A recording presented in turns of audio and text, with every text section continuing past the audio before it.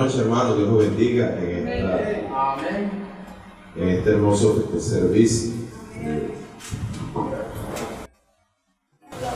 Le damos gracias a Dios por estar en este lugar, darnos una oportunidad de aprender.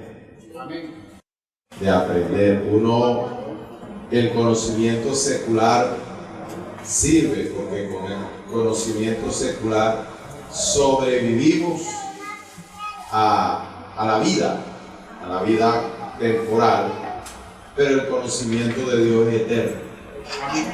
Lo que usted aprende de Dios aquí no se acaba con la muerte. Eso es algo que perdura por la eternidad. Dios, cuando usted muera, no va a cambiar de opinión con lo que dijo aquí. Lo que dijo aquí sigue vigente allá. Entonces, el conocimiento de Dios es eterno. Creo que ya ustedes tienen la información de que hoy vamos a dar comienzo a un estudio sobre el libro de Apocalipsis. Y vamos a estarlo dando el día de hoy, mañana en la escuela dominical y en las horas de la noche. El libro se va a estudiar de manera cronológicamente progresiva, es decir, que se va a respetar la cronología. Le digo de antemano que la cronología del Apocalipsis no está en orden en el libro. Hay unos acontecimientos que suceden antes y están después. Y hay unos que están después y suceden antes. Pero se va a dar para que usted lo entienda de la forma lógica cómo pasa un suceso y cómo ocurre después del otro. Para que usted cuando abre el libro, usted se ubique y dice, bueno, esto va antes y esto va después. Para que se le haga más fácil la comprensión del libro de Apocalipsis. Y hoy vamos a comenzar con lo que es la introducción. La introducción es el capítulo 1. La introducción del libro de Apocalipsis es el capítulo 1. La introducción es lo que nos abre el apetito, por decirlo de esa manera, lo que sirve para irse uno metiendo en el libro, lo que abre la puerta para que la persona se interese, por eso se llama introducción, porque introduce a la persona, valga la redundancia, en el contenido del libro. Todos los libros traen una parte que se llama prólogo, prefacio e introducción. Y la introducción sirve para meter a la persona dentro del libro, y el Apocalipsis también lo contiene. Vamos a tomar un pasaje que nos va a servir de lema en el estudio. El trayecto del estudio del libro nos va a servir de lema este versículo que vamos a utilizar durante todo el estudio. Apocalipsis capítulo 1 verso 19. Capítulo 1 verso 19. ¿Está ahí? Sí, está ahí. Bueno, yo le pido al que no tenga inconveniente, un niño que esté enfermo, que nos coloquemos de pie. Y vamos a leer el versículo 19 en esta noche. Escribe las cosas que has visto, y las que son, y las que han de ser después de esto. Escribe las cosas que has visto, y las que son, y las que han de ser después de esta. Que Dios use su palabra para bendecirnos esta noche. Puede tomar asiento. La hermana hizo una oración y yo creo que Dios ha oído la oración de la hermana, para que Dios nos oriente a través de las escrituras. Cada libro que hay en la Biblia tiene una razón de ser. Un libro tiene un contenido diferente a otro porque toca una temática totalmente diferente. Es normal que un ser humano se haga preguntas acerca de un tema, y la iglesia se haga preguntas acerca de un tema. Si una persona quiere tener una orientación en su vida ministerial o en la vida de servicio que el Señor le ha dado, para eso el Señor dejó unas epístolas o cartas que se conocen el día de hoy como las cartas o epístolas pastorales, que es primera y segunda de Timoteo y una carta a Tito. Quiere decir que un ministro o un hermano que le sirva a Dios, si quiere perfeccionar su ministerio, debe leer esas cartas.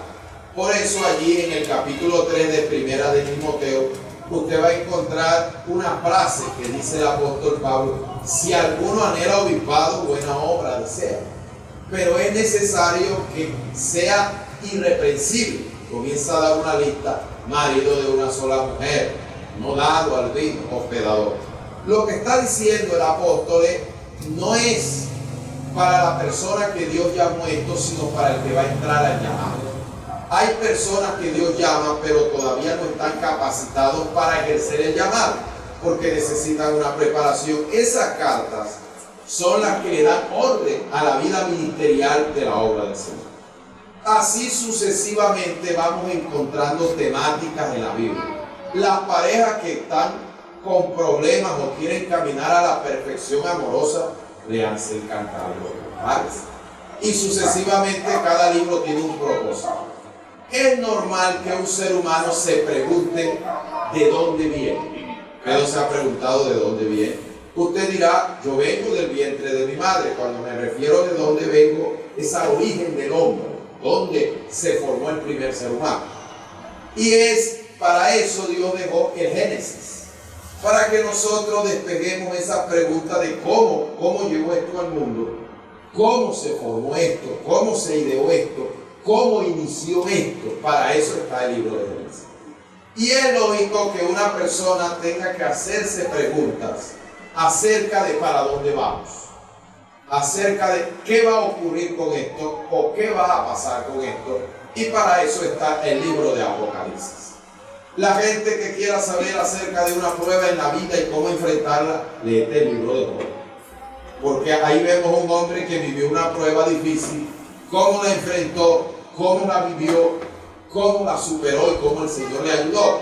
Para eso cada libro tiene una temática.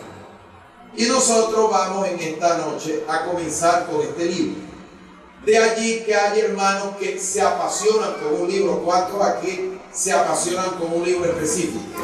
Hay gente que dice: a mí me encanta Isaías. No sé, me encanta Isaías.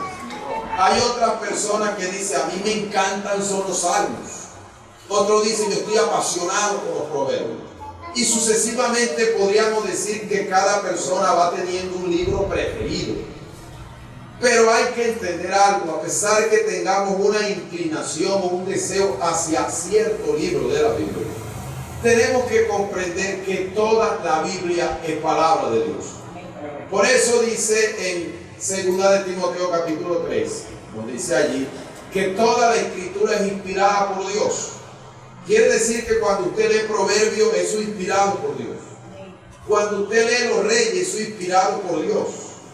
Cuando usted está leyendo las crónicas que dicen hijo de Perecero, hijo de fulano, hijo de sultano, y uno dice: pero ¿para qué lee uno esto? Eso es inspirado por Dios y tiene su razón de ser. Y cuando usted lee el Apocalipsis, eso es inspirado por Dios. ¿Por qué deberíamos leer el Apocalipsis? Porque es palabra de Dios. Esto es un mensaje que Dios nos dejó. Y es tan importante este libro como cualquier otro libro de la Biblia, porque Dios nos habla a través de él. Lamentablemente este libro es el más descuidado de todos. Todos los libros de la Biblia, cada una persona le tiene un interés, y son pocas las personas que yo escucho hablar del libro de Crónicas. Son pocas las personas que uno escucha hablar del Cantar de los Cantares. Son pocas las personas que uno le dice: hable el libro de Nahum, y la gente apurada porque ni sabe dónde está Nahum. Hermano, vamos a hablar Filemón, y la gente dice: Filemón, ¿y eso dónde está? Porque ni siquiera sabe que Filemón existe. Son libros que la gente le ha perdido el interés y están como en la oscuridad o el abandono. Pero el libro más olvidado de todos es el Apocalipsis. Y el Apocalipsis ha sufrido el olvido debido a que se pueden presentar algunas anomalías en el momento de leerlo. Primero, el Apocalipsis está escrito en un idioma simbólico. Y el idioma simbólico la gente casi no lo entiende. Y la falta de comprensión en lo que el Apocalipsis dice desanima a la gente y lleva a que las personas le pierdan el interés, porque a nadie le gusta leer algo que no entiende. A la gente le gusta leer lo que se pueda entender. Y el libro de Apocalipsis, en el momento que se escribió, es un libro que fue escrito en el idioma que se conocía en el momento. Si el Apocalipsis hubiera sido escrito en términos que usted hoy en día, usted entiende y comprende perfectamente, los del tiempo de Juan no hubieran sabido nada de lo que Juan hubiese escrito. Es más fácil estudiar términos de la historia que irnos a un término del futuro. Si, por ejemplo, a una persona del tiempo de Juan, usted le hubiera hablado del celular, le hubiera dicho, ¿celular? ¿Y eso qué es?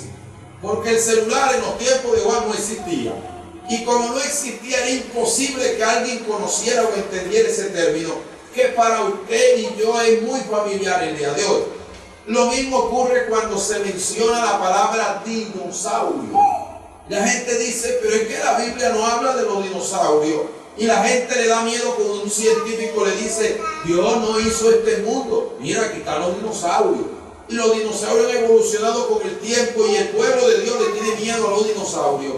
Porque los dinosaurios son como la prueba contundente de que la evolución es real. Los dinosaurios sí están en la Biblia. Lo que pasa es que el término se comenzó a usar a mediados del siglo XIX. Y ese término no encaja en la Biblia porque la Biblia se terminó de escribir a finales del siglo I. Quiere decir que hay 17 siglos de diferencia con el conocimiento del término y por eso no está en la Biblia.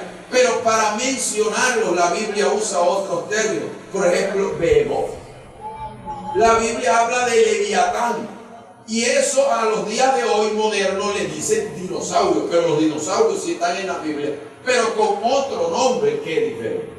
Así suele pasar con el Apocalipsis. El Apocalipsis es un libro que usa un término antiguo y que por eso la gente el día de hoy no desconoce su simbología.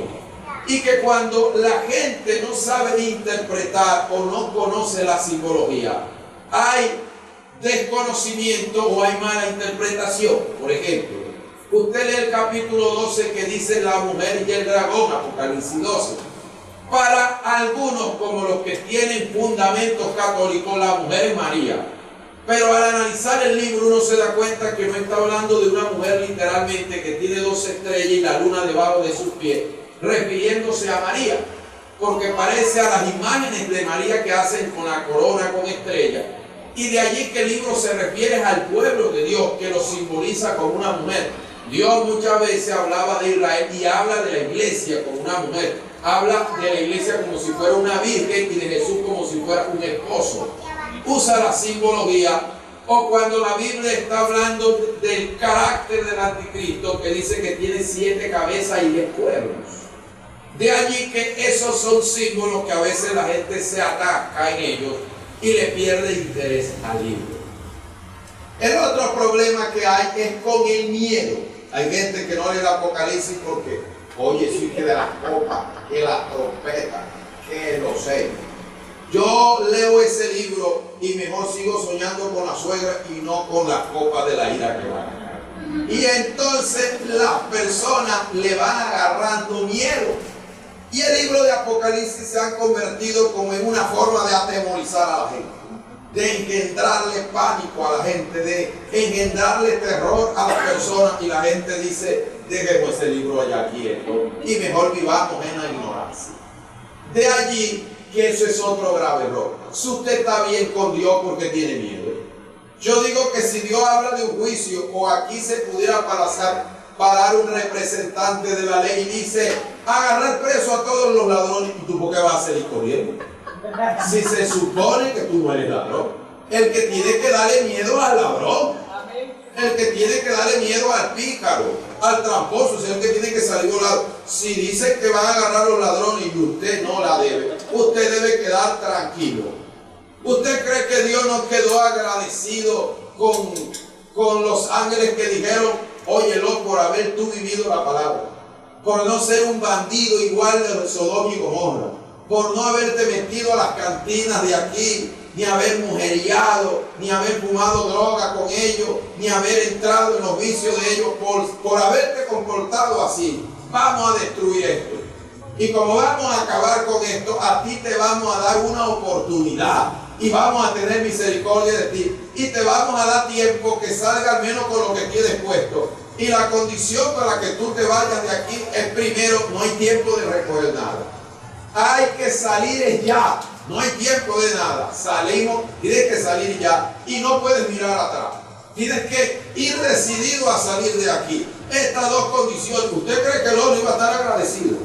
Claro que iba a estar agradecido. ¿Por qué? Porque Dios tuvo misericordia de él y le avisó. Fue al único que le avisó. Para que escapara del fuego, para que escapara del juicio, para que librara la vida. Y hay gente que podía malinterpretar las cosas y decir, oye, esos ángeles vinieron fue a traer pánico aquí, vinieron fue a traer terror, vinieron fue a llenarnos de miedo. Los ángeles llegaron fue a avisar que un juicio venía y le estaban dando la oportunidad de que lo librara su vida. Yo creo, amado hermano, que esto no es para engendrarnos miedo a nosotros, sino para darnos aviso. Porque yo creo que el Dios que destruyó Sodoma y Gomorra está preparando un juicio para esta tierra. Y en su misericordia nos ha concedido a nosotros la oportunidad de poder escapar de eso y de prepararnos para que cuando el castigo venga, su vida, su alma, su vida espiritual pueda ser arrebatada, pueda ser librada, pueda probar el amor y la misericordia de Dios. Y cuando los juicios de Dios caigan, usted pueda partir de esta tierra en victoria por estar conectado, por estar bien relacionado con las cosas del Señor. De allí que un cristiano no puede decir que tiene miedo, porque esto debería darle miedo al que anda mal, al que anda tibio. Debería darle miedo al que sabe que tiene un pecado por ahí guardado, que no ha arreglado su vida con el Señor. Debería darle pánico al que no se consagra, al que siempre vive en la carne, al que no anda consagrado. Pero el que anda en santidad y camina con Dios, debería darle alegría que este libro nos enseña que Cristo viene pronto a buscar su iglesia para llevarnos hasta allá, hasta el tercer cielo. De tal manera que este libro le engendra pánico a algunos. Sin embargo, amado hermano, este libro, aunque puede hablar de los juicios de Dios, y es lo que más se habla de él, no siempre es así. Este libro lo han interpretado como el libro de las catástrofes, el libro de los juicios, el libro de la destrucción, el libro del acabose. Pero no siempre es así. Yo estaba viendo un documental por internet acerca de la Segunda Guerra Mundial y el documental no se llama la Segunda Guerra Mundial, se llama el Apocalipsis. Bien, pero esto no es el Apocalipsis. Pero le pusieron el Apocalipsis por el carácter de la destrucción que dejó la Segunda Guerra Mundial, por la devastación que eso va a traer sobre la tierra. Entonces, a todo lo que es devastación le hablan o le dicen a uno que es el Apocalipsis. Hollywood ha sacado muchas películas que hablan. Hay una película, si mal no recuerdo, se llama el Armagedón, de un meteorito que va a caer a la tierra. Y Armagedón es una guerra que va a comenzar en la segunda venida de Cristo. Y todo lo que es relacionado con un juicio le ponen Armagedón, le ponen el Apocalipsis, porque consideran que el carácter de este libro es simplemente juicio, pero no es así. Usted, si quiere, allí va a encontrar en el verso 3 una bienaventuranza. Es un pasaje que nos recuerda a nosotros el sermón del monte, cuando Jesús decía: bienaventurados los de limpio corazón, porque ellos verán a Dios.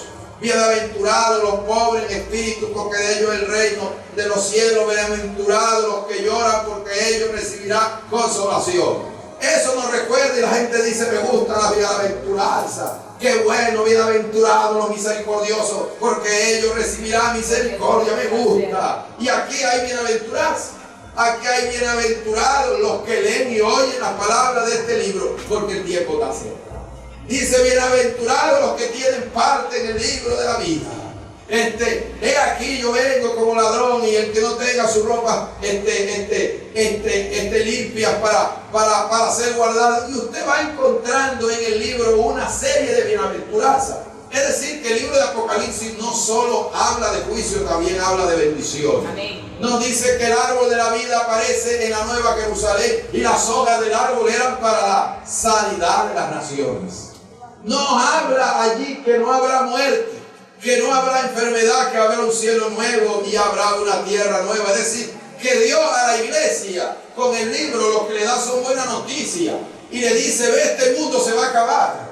Todos estos problemas que tú tienes no los vas a tener. Todas estas enfermedades que tú estás viviendo aquí, eso tiene un final, eso no va a durar toda la vida. Todas las pruebas, todas las luchas que tú estás viviendo, que estás pasando, que estás experimentando, los momentos diarios críticos que vives, eso no va a durar para siempre. Sigue peleando, sigue luchando, que viene un estado eterno. Dios va a enjugar la lágrima de todos los oprimidos y va a hacer todo completamente nuevo y no habrá memoria más de eso. Si tuviste un tipo que te pegaba y te golpeaba, no va a haber memoria de eso. Si pasaste hambre en la tierra, no va a haber memoria de eso. Si pasaste desnudez en la tierra, no va a haber memoria de eso. Si lloraste en la tierra, no va a haber memoria de eso. Solo te vas a acordar de la eternidad, de la bendición, de estar con Dios para siempre, de verle el rostro por los siglos de los siglos. Vale la pena luchar, vale la pena pelear, vale la pena sufrir, porque arriba nos espera un galardón, nos espera la bendición, nos espera una recompensa.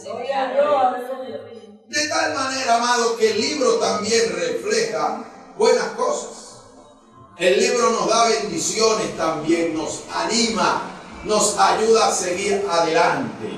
Dice: por cuanto has guardado la palabra de mi paciencia, yo también te guardaré de la hora de la prueba que ha de venir sobre el mundo entero.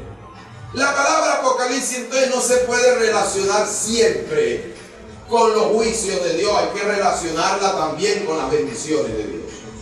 La palabra Apocalipsis viene de un griego que se llama Apocalipsis, pero no con C sino con K. Apoca, esa pronunciación sílaba K es con K y AK en el griego, y al traducirla se traduce con C, Apocalipsis. ¿Qué significa Apocalipsis? No significa destrucción, no significa devastación, no significa juicio. La palabra Apocalipsis significa revelación. Quiere decir que cuando estamos hablando de este término es algo que Dios ha revelado. Yo no sé si ustedes se acuerdan de estas cámaras antiguas que no traían memoria como ahora. Ahora las cámaras traen una memoria. Antiguamente traían un rollo y a usted le tomaban una foto y le decían que tenía que esperar como unos días para esperar que el rollo, que era el negativo, fuera a un laboratorio y allí extraían de ese negativo la fotografía que le habían tomado. Cuando usted le entregaban la foto y el negativo, y usted agarraba el negativo y usted veía eso como una radiografía, usted no veía nada que valía la pena. Usted veía una cosa oscura, ¿verdad? Una cosa así como extraña. Usted no ve que uno ve, hermano, y dice: oye, parece un negativo.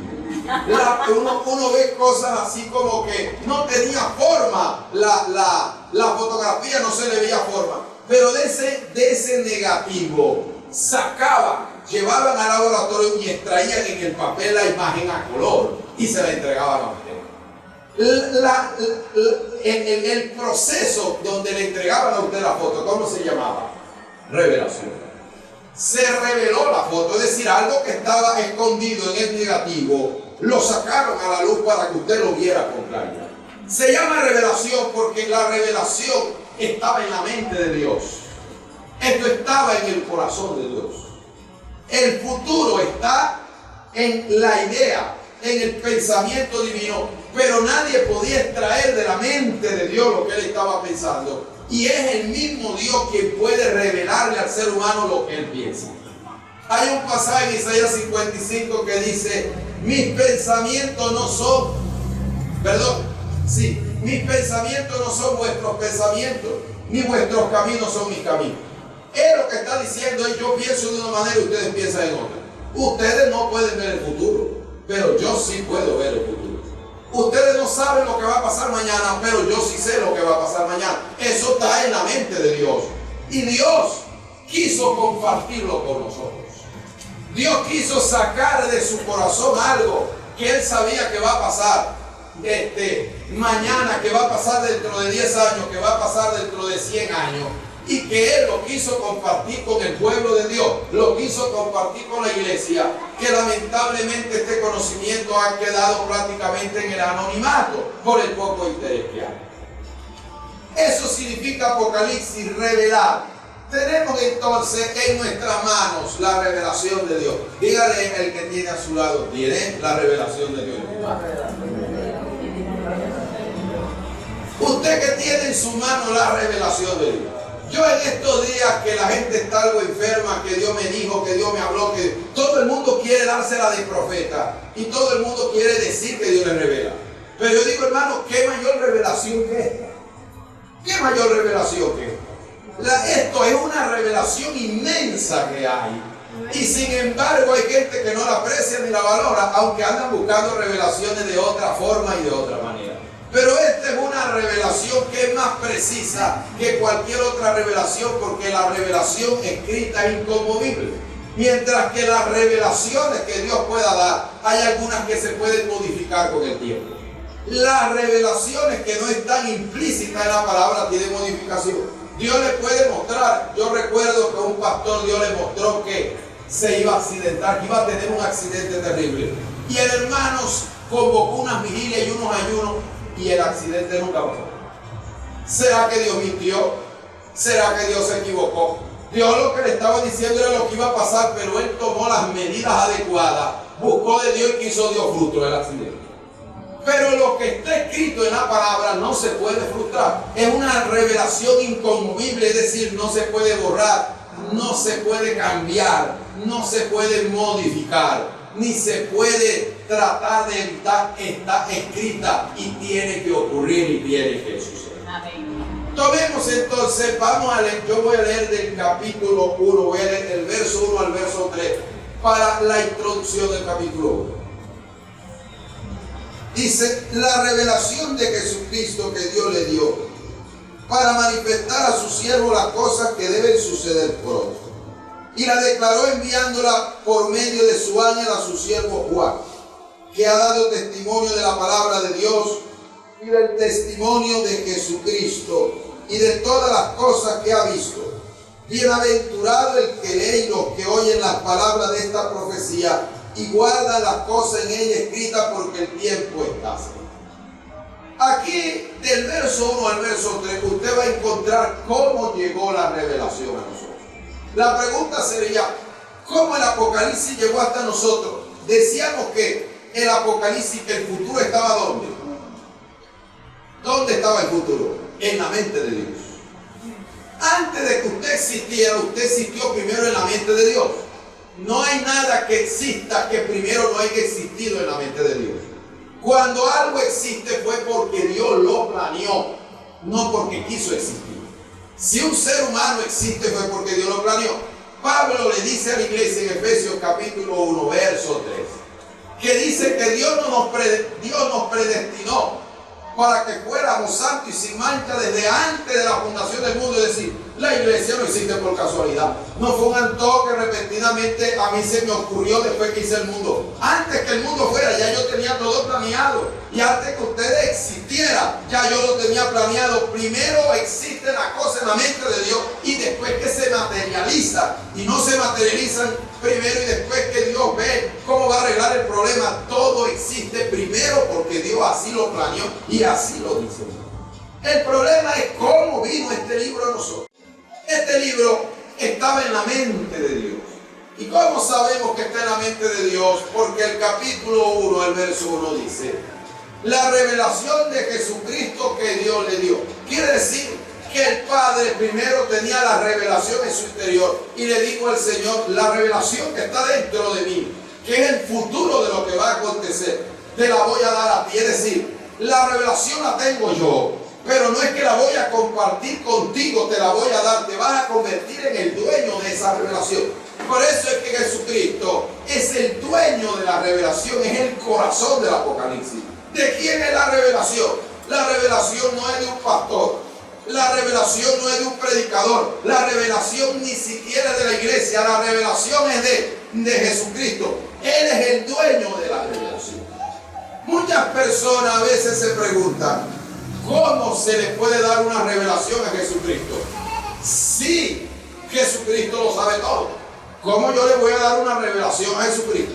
El Padre le da la revelación a Jesucristo porque eso estaba primero en el Padre. El Padre tenía la revelación y todo lo que está escrito en el Apocalipsis estaba primero en el corazón de Dios, y por eso va a suceder, porque Dios así lo planeó, estaba en su corazón, lo da a conocer y tiene que cumplirse paso a paso, letra a letra, principio a principio. Le voy a dar un ejemplo. Dios le dio un sueño a José. Y cuando Dios le da el sueño a José, le dice: tú vas a reinar sobre tus 7 hermanos. Soñó con unos manoos, soñó con una estrella del sol y todos se inclinaban a él. Y era que él iba a reinar sobre sus hermanos. El sueño no fue aceptado. Lo que hay que entender es que el sueño no nació en José. Porque hay gente que el sueño nace en ellos, no nació en Dios. La idea no es de Dios, la idea es de ellos. Por algunos motivos. Hay gente que se acuesta estresada y sale soñando cosas. Hay gente que se llenan de comida y salen soñando locura en la noche. Esa es una idea que se dice. ¿Yo dónde? En el estómago tuyo, en la cabeza tuya. Y ese diseño que nació en tu barriga y que nació en tu mente preocupada o estresada, eso no es diseño de Dios, y por eso no se va a cumplir. Y uno ve todos los tropiezos que José viene teniendo. Al soñador vamos a matarlo, y cuando lo iban a matar, Judá dijo: no lo vamos a matar, es nuestro hermano, y lo vendieron. Cuando lo venden, se lo traen a Potifar como esclavo, y allá lo acusan de violador. Y después de ser acusado de violador, entonces van y lo meten preso en la cárcel. Y uno dice: peor no le pudo haber ido. Oye, uno tiene que estar bien de mala, que lo venda, que lo quieran matar primero y después te salvaste de esa y va a vivir como esclavo. Que es peor, es mejor que lo maten a uno que vivir como esclavo toda la vida. Y sale de esclavo y va para otra peor, preso por violador. Y usted sabe más que todo aquí en Colombia qué hacer con los violadores cuando entran a la cárcel. Este hombre parecía que iba de mal en peor, y cualquiera que podía ver a José. Tú no eres el que soñaba que iba a gobernar. Tú no eres el que soñaba y que iba a reinar sobre los hermanos. Tú no eras el que soñaba y que va a ser grande. Qué grande eres tú. Aquí te vas a podrir en la cárcel. De aquí no sale nadie. Aquí el que entra sale muerto. Y cualquiera que observe el futuro de algunas personas le dice: tú no tienes futuro. A ti el médico dijo que la droga te puso el cerebro chiquito y que eso no vuelve a crecer otra vez. A ti te dijeron: tu mamá fue gorda, tu abuela fue gorda, tu tatarabuela pareció un tanque de guerra y tú vas de la salud. Porque aquí el pasado lo que está diciendo es que eso no tiene remedio. Tú eres bruto, pero bien bruto y re bruto. Que tu mamá no gaste más plata en ti, porque tú no vas a salir de primero de primaria nunca. Andar a cargo y moto, a mototaxi en la calle. Tú no tienes futuro. Pero una cosa es lo que ve el ojo del hombre y otra cosa es lo que planeó Dios. Y de repente los que se burlaban de él llegaron a casa y ven: el que va a reinar, el que va a reinar. Y los hermanos: ese estará muerto ya, se nos aparece, se lo vendimos los ismaelitas. Y de repente con los años aparece un gobernador en la tierra de Egipto donde sus propios hermanos tienen que ir a comprar pan. Y José se revela y dice: no puede ser, si nosotros te hacíamos muerto, nosotros pensábamos que tú ibas a tener vida. Y me imagino que la gente que estaba en la cárcel dice: oye, el carcelero se fue hace 2 días a revelar un sueño para hoy y no ha vuelto. Y el carcelero dijo: es que no va a volver, porque salió como un prisionero y ahora es el gobernador de la tierra de Egipto. Ahora van a escuchar de él aquí en la cárcel que es el Señor de la tierra. Y la gente dice: ¿qué pasó? Lo que pasa es que cuando Dios diseña las cosas, no hay problema, no hay dificultad, no hay lucha, no hay adversidad, no hay trampa del diablo, no hay obra terrenal, no hay nada en la tierra que lo detenga. Y puede tener la persona su momento crítico. Ahora, que si Dios diseñó algo, eso se va a cumplir. Es palabra de Dios, está en el corazón de Dios, y eso es una palabra segura. El Apocalipsis igual, eso está en el corazón de Dios. Y eso no lo va a parar.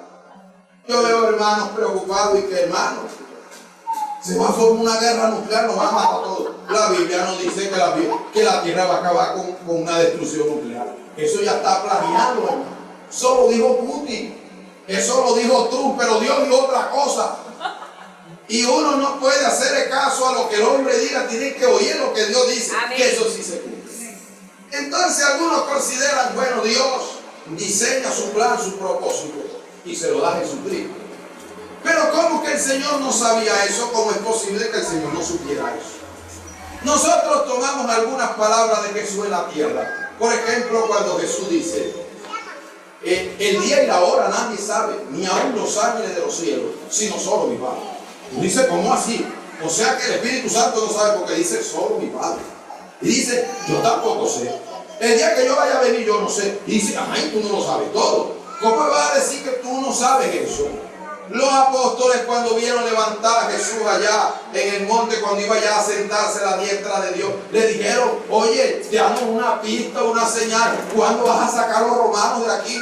¿Cuándo Israel se va a restaurar como nación? ¿Cuándo vas a arreglar esto? Y le digo, no toca a vosotros saber los tiempos y las sazones que el Padre ha puesto en su sola potestad. Eso solo lo sabe Él. Y uno dice, ¿y entonces dónde está la omnisciencia del Señor? Yo creo que Jesucristo es Dios. Pero algunos consideran que el cuerpo humano limita. ¿Por qué? Porque aunque el Señor lo hubiera sabido todo, en la mente del ser humano hay cosas que Dios no puede revelar porque la capacidad humana no da para meterse en la mente de Dios. Hay cosas que usted quisiera entender de Dios, pero no la va a entender porque tiene un cuerpo limitado.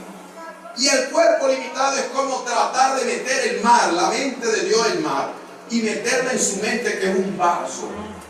¿Cómo va a meter el mar en un vaso? El conocimiento de Dios es tan extenso que no cabe en la mente humana. Y algunos consideran prácticamente de que el conocimiento tan avanzado de Dios en un cuerpo físico que tenía Jesús no podía caber toda aquella capacidad, gozaba o tenía, perdón, una limitación. Jesús podía estar al mismo tiempo en todas partes. No, porque tenía un cuerpo físico. Si Jesús quería saber algo, tenía que Dios revelárselo, porque él, el cuerpo físico lo estaba limitado. Jesús era Dios porque la Biblia enseña de que muchas veces mostró la faceta de Dios. Por ejemplo, tomó la faceta aquella cuando fue a levantar el paralítico y le dijeron, lo criticaron porque Dios, tus pecados te son perdonados. Y ellos dijeron, solo Dios puede perdonar pecados, y tienen razón. Lo que pasa es que ellos se hace imposible creer que Dios estuviera metido en un cuerpo de hombre. Para ellos eso era inconcebible. Eso es cumplimiento de una profecía que dice Emanuel, que significa Dios con nosotros. Dios con nosotros. Entonces Dios estaba dentro de ese cuerpo, pero ellos no lo admitían. Y por eso se cree que Dios tiene que darle la revelación. El otro punto que se maneja es que la Trinidad contiene una función. ¿Cuáles son las funciones de la Trinidad? No es que uno no tenga el poder para hacer lo que hace otro, sino que a cada uno le ha tocado su parte en el plan de salvación que el ser humano tiene. Por ejemplo, el Señor, yo creo que el Señor Jesucristo tiene poder para que un creyente hable en lengua. Yo creo que el Señor Jesucristo puede poner a una persona a hablar en lengua, pero no lo hace no porque no pueda, sino porque Él va a decir, pero es que mi trabajo no es ese. Mi trabajo fue haber muerto por el hombre en la cruz. El trabajo de avivar, el trabajo de llenar, el trabajo de motivar, el trabajo de convencer, el trabajo de dar la experiencia a la iglesia, eso es trabajo mío. Eso es trabajo del Espíritu Santo. No es que yo no pueda, sino que esa función se la delegaron a Él y ese trabajo es de Él. Por eso es que cada uno tiene una función, aunque pueda hacer la función de otro. Tiene una función diferente. Entonces eso es lo que a veces suele suceder, como quien dice, yo pudiera saber todo lo que pasa, comunicar todo lo que pasa, pero el que contiene desde la fundación del mundo la revelación de todo lo que ocurre es del Padre, y el Padre me la otorga a mí y el Espíritu de Dios la ejecuta sobre la tierra. Es como una cuestión de funciones. Entonces el Padre tiene la revelación, se la da a Jesucristo. ¿Y qué pasa cuando Cristo envía un ángel para dársela a Juan? Sobre este ángel, hay conjeturas. ¿Por qué? Porque este ángel no aparece el nombre del ángel. Hay ángeles que operan en la Biblia que no sabemos quiénes son. Apocalipsis 21 nos dice a nosotros que un ángel con una cadena en la mano ató al diablo. lo ató y lo metió prisionero por 1000 años, que lo conocemos como el milenio. Y uno dice, ¿cuál es ese ángel? Llama la atención, porque hay gente que ha sobreestimado a Satanás. Consideran al diablo demasiado grande. Y yo digo, cuando Dios planeó meter al diablo preso, ¿cuántas legiones de ángeles mandó? ¿Cuántos batallones para capturar a esa monstruosidad que ha hecho tanto daño en la tierra? La Biblia dice que mandó un ángel. Quiere decir que un solo ángel agarró al diablo, le dio una pela, lo esposó y lo metió a la cárcel. Yo digo, un solo ángel para acabar al ser, que ha hecho tanto daño, al ser que ha destruido, que ha acabado, que tumbó al hombre, quiso venir a Cristo a morir por el hombre a la tierra. ¿Cómo? La Biblia dice, uno solo. Hermano, lo que pasa es que a veces nosotros no hemos conocido el gran poder de Dios. A veces nosotros pensamos que como el mundo está descompuesto, como el mundo está deteriorado, uno dice, oh, Satanás tiene un gran poder, Satanás tiene una gran autoridad. Y Pablo en Efesios dice que Cristo lo conquistó todo y que es la cabeza de la iglesia y puso todo ese poder debajo de la planta de nuestros pies. En pocas palabras, el diablo no manda aquí, los que mandan aquí son ustedes. Los que tienen autoridad aquí son ustedes. El diablo manda en el rebelde, el diablo manda en el alcohólico, el diablo manda en el tibio, el diablo manda en el incrédulo, el diablo manda en el descuidado. Pero la iglesia santa, la iglesia sin cura, la iglesia sin mancha, es una iglesia poderosa donde el diablo no tiene ningún poder ni ninguna autoridad. El diablo está vencido, está derrotado y Dios le ha dado ese poder a usted. No para que lo venza, ya esté vencido, sino para que lo mantenga en esa posición. Dios ya le dio la victoria. Lo que hay es que retomarla, lo que hay es que vivirla, lo que hay es que experimentarla, que Dios nos ha dado ese dominio, ese poder y esa autoridad. Alabado sea el nombre del Señor. Entonces se manda un ángel. Se cree que este ángel, algunos especulan que es Gabriel. Gabriel aparece en la Biblia dando instrucciones de revelación, por ejemplo, a Daniel. El ángel que le habló a María fue Gabriel y el que le habló a Daniel también. Yo digo, ¿cuánto tiempo hay de María a Daniel? O de Daniel a María, ¿no?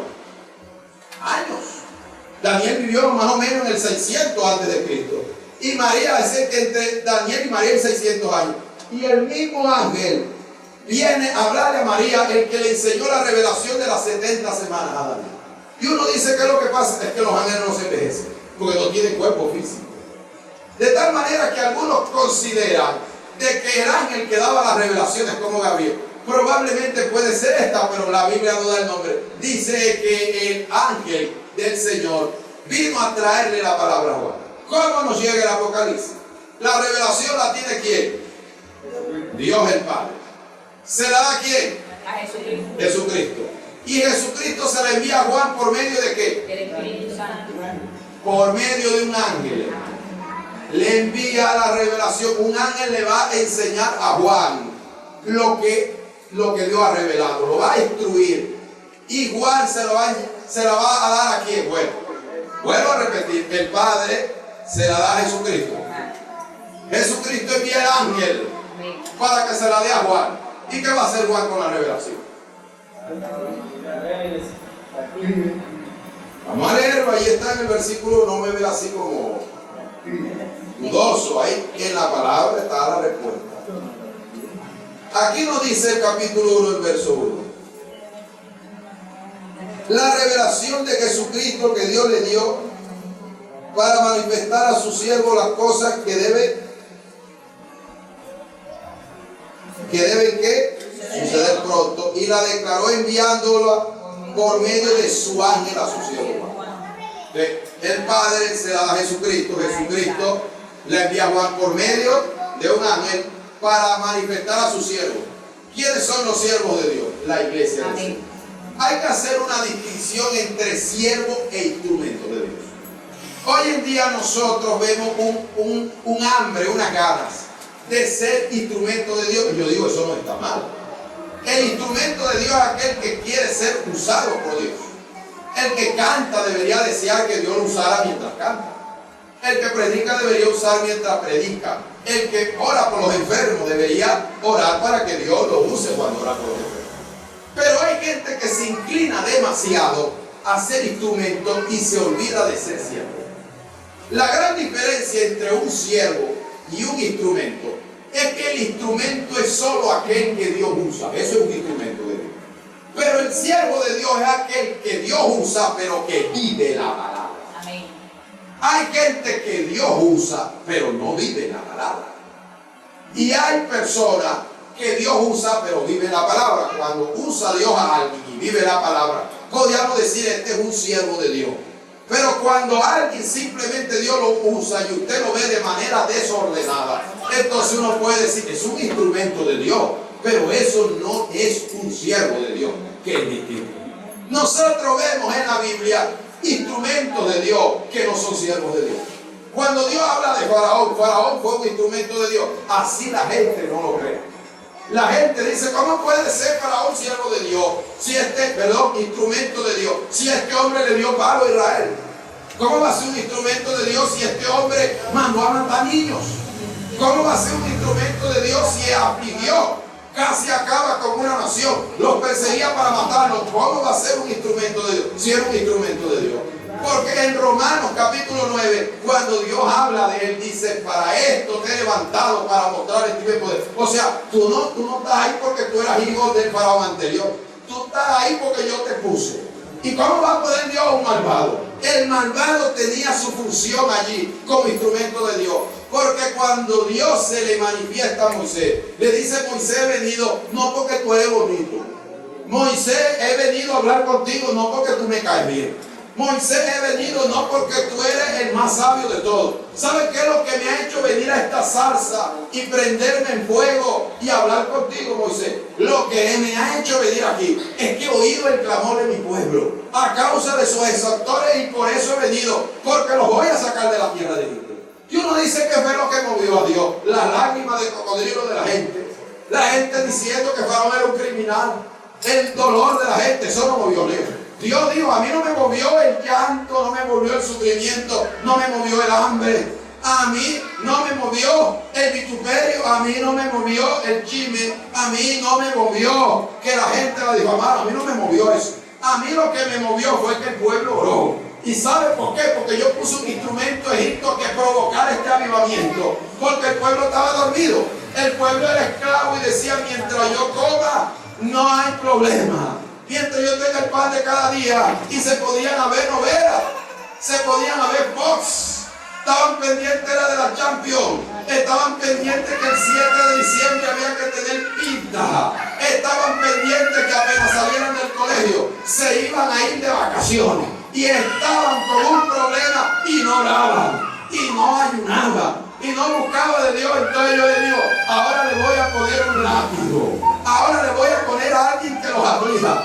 Ahora le voy a poner a alguien que le traiga un sufrimiento. Ahora le voy a poner a alguien que los angustie. Ahora le voy a poner a alguien que los desespere. Y lo correcto no es salir corriendo. Lo correcto no es ponerse a llorar. Lo correcto no es quejarse. Si toman la actitud correcta, este instrumento de Dios va a hacer lo que yo quiero que haga. Lo va a poner a orar. Y cuando el pueblo ore, me va a llamar. Y cuando yo descienda, yo voy a romper esas cadenas. Cuando yo descienda, yo los voy a liberar. Cuando yo descienda, yo les voy a dar tierra. Yo les voy a dar casa. Yo les voy a dar propiedades. Yo les voy a cambiar la vida. Cuando ustedes comiencen a orar. Por eso Faraón no es un siervo de Dios, pero es un instrumento de Dios, porque lo usé para modificar la conducta del pueblo, poderlo sacar de la esclavitud y llevarlo a la tierra que fluye leche y miel. Muchos están aquí porque Dios tiene un instrumento de Dios que cada vez que llega le pone mala cara. Está enamorado el pastor, ¿verdad? Que hace metida dentro de la iglesia y eso te tiene orando, eso te tiene ayunando, ¿verdad? Lo que hace que atiendas tu hogar mira, es que la vecina te está mirando el marido y eso te tiene de que ya no descuides tanto tu hogar, sino que tengas más el ojo metido adentro. Tengo un instrumento ahí que te está cambiando. Por eso hay cosas malas que no son tan malas cuando modifican y transforman el corazón del hombre. Pero Jesús dijo, hay que tener cuidado con el instrumento, porque si tú eres instrumento y no eres siervo de Dios, hay un problema. ¿Cuál es el problema que hay? Porque la Biblia dice, oye Señor, pero en tu nombre echamos fuera demonios, en tu nombre sanamos enfermos, en tu nombre hicimos milagros. No los conozco, dijo el Señor. Apartado de mí, maldito hacedor de maldad. Ustedes, Dios los usó, pero ustedes no vivieron la palabra porque estaban llenos de maldad. Y si nos toca en un momento dado tomar una decisión entre vivir la palabra y ser usado por Dios, escoja vivir la palabra, porque si Dios no lo usa, nadie te quiere, nadie te reconoce, no eres importante. Pero si vives la palabra, tienes algo más seguro, tienes algo más bello, tienes algo mucho mejor, que es una entrada en el reino de los cielos. Esa es nuestra carrera aquí en la tierra, poder entrar al reino de Dios como siervo de Dios, no como instrumento. Decide que tenés el instrumento aquí se para allá van solo los cielos. Decide que tenés hay que ser un siervo de Dios. Tenemos entonces el orden de la revelación. Después que el orden de la revelación se nos da, nos dice quién está escribiendo. Casi siempre la polémica de la Biblia es que no eso lo escribió el hombre. Eso no tiene ningún valor. Lo escribió el hombre. Pero lo que estamos leyendo estaba en la mente de Dios. El que lo está escribiendo comienza a hablar de él. Hay un título que dice Apocalipsis, al menos en la mayoría de la versión, del Apocalipsis de San Juan. En el verso 2 dice, yo Juan, que he dado testimonio de la palabra de Dios. En la Biblia hay varios Juanes. Por ejemplo, está Juan el Bautista.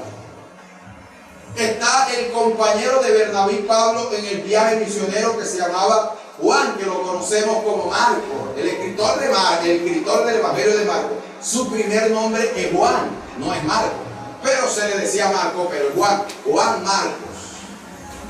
Tenemos a Juan el apóstol. Y algunos especulan a qué Juan se refiere. Al menos la mayoría considera por tradición que el escritor es el discípulo amado, es decir, el escritor del Evangelio de Juan. Hay algunos motivos para creer que fue Juan, porque Juan fue el último apóstol de los 12 con vida, el último. El libro data entre el 90 y el 95 después de Cristo. Es decir que si Jesús muere en el 37, 38 después de Cristo, es la muerte y resurrección de Cristo. Juan fue llamado más o menos, se calcula, de unos 20 años. Ahora, de ahí del 35 más o menos que fue llamado, al 90, ¿cuántos años hay? 50. Entonces algunos dicen Juan podía tener 70, 80 años en ese momento que Juan está recibiendo la revelación, tenía más o menos esa edad. Aquí encontramos de que ya Juan estaba anciano, de que ya Juan estaba viejito, pero todavía Dios tenía planes con él. Hay personas que creen que la edad es una limitación para que Dios lo use. Y la gente dice, el mundo es de la juventud. Pero hermanos, hay viejos que hacen más que los jóvenes. Porque Dios no usa el cuerpo. Dios usa lo que hay dentro del cuerpo.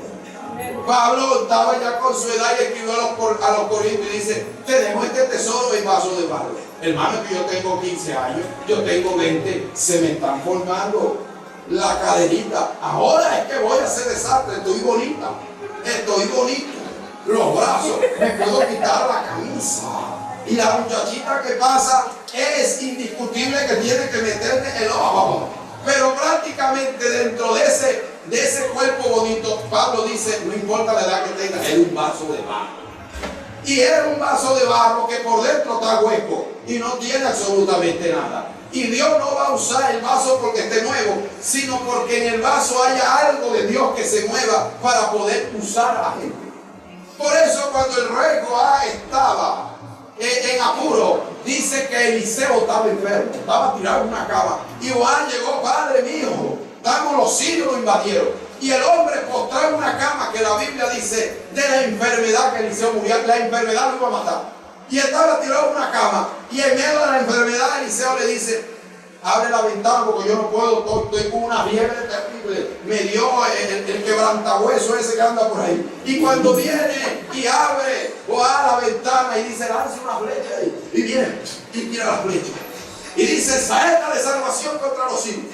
Y después dice: golpea la tierra. Y la golpea 3 veces. Y el profeta se pone bravo y le dice: si lo hubiera golpeado 7 veces, hubiera destruido a los sirios hasta vencerlos por completo. Pero ahora solo la vencerá 3. Ni yo, que estoy tirado en esta cama, hubiera sido tan flojo de golpear 3 veces la navaja. Y tú que estás con tu cuerpo sano, que estás joven, que no tienes arruga, mira el ánimo que tienes, que nada más golpea la tierra 3 veces. Y yo digo: y este hombre no está enfermo, y este hombre no tiene suero puesto, y este hombre no le han dicho que no puede caminar, y este hombre no le han dicho que no come grasa porque le da diarrea, y no le han dicho que tiene el colesterol alto, y le está dando una palabra profética a una nación, le está dando una palabra profética a un rey, le está dando una palabra donde Dios va a pelear por él, le está diciendo que la nación está siguiendo adelante. Y cualquiera diría: y entonces, como un hombre enfermo tiene revelación, tiene palabra, como un hombre enfermo tiene la unción para que Dios todavía se mueva de esa manera. Porque Eliseo podría decir: lo que está enfermo es el cuerpo, pero el alma y el espíritu todavía tienen la fuerza, tienen todavía el poder, tienen todavía la gracia, tienen todavía el fuego, todavía tienen el respaldo de Dios. El cuerpo se puede envejecer, pero usted puede seguir lleno, puede seguir fuerte, puede seguir motivado todavía por la presencia sobrenatural de Dios, como Juan, que estaba viejo pero tenía revelación, tenía respaldo, tenía el fuego, tenía todavía la visión de parte de Dios. Alabado sea el nombre de Jesús. El viejito, digo, yo, Juan, el que estuvo allí de discípulo, y yo nunca me he descarriado, nunca me he apartado, todavía en la edad en que estoy, y mire, todavía Dios tiene planes conmigo, todavía Dios tiene propósito conmigo, todavía Dios me está revelando.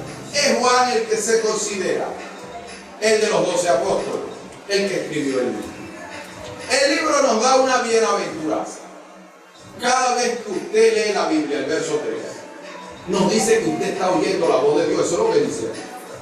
Bienaventurado el que lee y oye. Quiere decir que cuando usted lee, está oyendo. Cada vez que usted está leyendo la palabra, Dios le está hablando. El Señor dijo: no les voy a mandar un audio, les voy a mandar la palabra escrita. Cada vez que usted lee este libro, usted es bienaventurado. Cuando la persona deja de leer el libro de Apocalipsis, se está perdiendo la bienaventuranza que hay en la palabra, que es que usted va a oír lo que Dios tiene para su vida. Esta es la introducción del libro de Apocalipsis. Ahora vamos a tomar a partir del verso 4 al verso 6. La salutación a las 7 iglesias. Gloria al Señor. Perdón, 4 y 5 del capítulo 1. Juan a las 7 iglesias que están en Asia. Gracia y paz a vosotros del que es y que era y que ha de venir, de los 7 espíritus que están delante de su trono, y de Jesucristo el testigo fiel, el primogénito de los muertos, el soberano de los reyes de la tierra, el que nos amó y nos lavó con nuestros pecados con su sangre. Para resumir el texto, esta es una alusión a la Trinidad. Aquí encontramos a un Dios trino, el que es, el que era y el que ha de venir. Después que habla de él, dice: y a los 7 espíritus que están delante de Dios. Y después que habla, dice: y de Jesucristo. La palabra y es importante tenerla en cuenta, porque la y crea una separación. Si yo digo Carlos Andrés, estoy hablando de una sola persona que se llama Carlos Andrés. Pero si yo le pongo la I, creo una separación y ya no hablo de una, sino que voy a hablar de dos. Y entonces digo Carlos y A 3. Entonces ya no es Carlos Andrés, sino que hablo de 2 Carlos y Andrés. Elí ahí indica que me está diciendo, cuando estoy diciendo del que es, del que era y del que venía, y de los 7 espíritus, estoy creando una separación para que tú entiendas que el que es, el que era y el que ha de venir no es el mismo, que son los 7 espíritus que están delante de Dios. Y después vuelvo y pongo otra ahí diciéndote, y de Jesucristo el testigo fiel, dándote a entender que los 7 espíritus que están delante de Dios no es el mismo Jesucristo, son 3 cosas diferentes. La forma de saludar a la iglesia es que Dios se presenta como un Dios trino. Y uno dice, si el primero Jesucristo, los 7 espíritus que están delante de Dios hace una referencia al Espíritu Santo. Recordemos que aquí aparecen 2 7. Juan a las 7 iglesias. Y a los 7 espíritus, de 7 espíritus, 7 iglesias. El 7 es el número de Dios. Y el 7 representa plenitud o perfección. Cuando estamos hablando del número de Dios, estamos hablando de algo que es pleno, que está completo. O hablamos de algo que es perfecto. Por eso cuando la Biblia dice que Dios creó el mundo en 7 días, está diciendo que hizo el mundo perfecto. Cuando Dios hizo la luz, dice, y vio Dios lo que hizo y fue bueno, quiere decir, la hice bien hecha. La hice bien hecha. No la hice medio buena, no la hice regular. La hice y me quedé observando. Digo, oye, la luz quedó bien hecha. Cuando yo separé las aguas de la tierra, me quedé viendo y me dice, quedó bien hecho, quedó bien hecho. Cuando yo hice los animales, me quedé viendo, quedó bien hecho. Usted puede ver a su esposo 20 años después de casado. A su esposa 20 años de casado y usted dice, oye, aquí hubo un error, hermano. Aquí hubo una equivocación. Pero no, hermano, Dios hizo las cosas bien hechas. Aunque aparentemente a uno hayan cosas que uno diga, esto no debió ser así. Pero eso quedó bien hecho. El 7 habla de la iglesia, de la plenitud de la iglesia. Quiere decir que no está diciendo que la iglesia es perfecta, sino que está hablando que la iglesia es plena. Está la iglesia tal cual como Dios la diseñó. Las 7 iglesias representan el modelo de todas las iglesias en el mundo, que eso lo vamos a ver más adelante, cuando hablemos del mensaje a las 7 iglesias, que es para un estudio más adelante, probablemente mañana. Después está hablando de los 7 espíritus que están delante de Dios. ¿Cuáles son los 7 espíritus? La plenitud o la perfección del Espíritu Santo. Lo que está hablando es que el Espíritu Santo es pleno, por eso habla de 7 espíritus. No porque esté dividido en 7 partes, sino que el número 7 representa perfección o representa plenitud. En algunas otras partes aparece como 7 antorchas, 7 candeleros o 7 lámparas de fuego. Me agrada que el Espíritu de Dios siempre se relaciona con el fuego. Siempre Dios está relacionando el Espíritu con el fuego. Dice, Él os bautizará en Espíritu Santo y fuego. Cuando el Espíritu de Dios cayó en el aposento alto, la Escritura nos dice a nosotros que hubieron lenguas repartidas como de ¿qué? Como de fuego. El fuego de Dios no destruye. El fuego terrenal sí. Cuando Dios se le aparece a Moisés, se le aparece el fuego. Y cuando Moisés ve el fuego, dice, este fuego tiene algo, que el fuego que yo hago para hacer la comida, que el fuego que yo he experimentado, el fuego que yo he hecho, el fuego que yo he visto es diferente. Porque el fuego que yo le meto a la leña, la quema. El fuego consume, destruye. Pero este fuego yo veo que se aparece en una salsa. Y la salsa sigue bendecida. No se quema. Este fuego es diferente. Yo no me puedo perder esta película. Y va Moisés y se acerca a la salsa para ver qué era lo que estaba pasando. Y resulta que Dios habla en medio del fuego. Y le dice, yo soy el Dios de Abraham, de Isaac y de Jacob. Me alegra que Dios hable en medio del fuego. En pocas palabras, donde está el Espíritu de Dios, donde está la presencia de Dios, donde está el fuego de Dios, hay palabra de Dios. Hay palabra de Dios. Por eso cuando una persona está llena, cuando una persona está en el fuego, cuando una persona tiene presencia de Dios, no se pone a hablar cuentos, no se pone a hablar chistes, no se pone a ver cosas innecesarias. Una persona cuando está llena de Dios, ¿de qué habla? De palabra de Dios. Si hay un evangélico que cae preso, los presos se convierte o ven a ver qué van a hacer. Pero en esa reja va a haber palabra de Dios, de día y de noche. Donde va un hijo de Dios y palabra de Dios, si hay fuego. Y el fuego de Dios no consume. Dios se aparece en una zarza, en un árbol de monte. En pocas palabras, yo no soy lujoso, yo soy sencillo, yo no soy complicado. Yo me aparezco, me manifiesto en cualquier cosa que el hombre desprecie y tengo en poco. Pero eso es lo que tomo yo, lo despreciado y lo vil, para poderlo levantar y para poderme expresar a través de él. Donde está el Espíritu de Dios, hay avivamiento, hay presencia, hay motivación, hay ganas, hay poder, hay unción, hay deseo de seguir adelante, hay palabra de Dios. Si el Espíritu de Dios está en su vida, usted debe estar en el fuego, debe estar en la presencia, debe sentir la pasión y las ganas de la gloria de Dios dentro de usted. Tenían 7 lámparas. Después viene una expresión del Señor. Cuando seguimos, usted lee allí para ir avanzando el verso 7 y 8. Usted comienza a leer que el Señor comienza a manifestarse.